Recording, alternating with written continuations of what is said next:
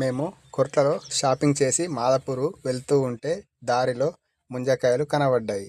వాటిని చూడగానే మా సైనిగాడు నాకు ముంజకాయలు కావాలన్నాడు. ముంజకాయలంటే నాకు కూడా చాలా ఇష్టం. మేము చిన్నప్పుడు చాలా తినేవాళ్ళం. పైగా ఇవి సమ్మర్ సీజన్లోనే దొరుకుతాయి. ఇవి తినడం వల్ల ఆరోగ్యానికి కూడా చాలా మంచిది.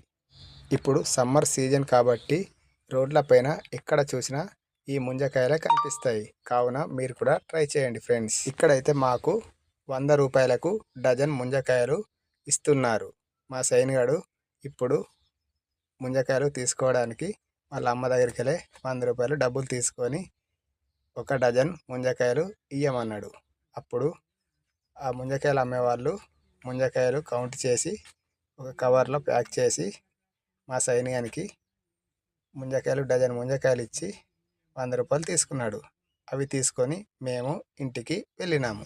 ఇంటికి వెళ్ళగానే ఆ ముంజకాయలను ఒక ప్లేట్లో ఉంచి మా ముగ్గురు పిల్లల ముందర ఉంచినాము. ఇప్పుడు ఒక్కొక్కరుగా ముంజకాయలు తీసుకొని తినడానికి రెడీ అయినరు.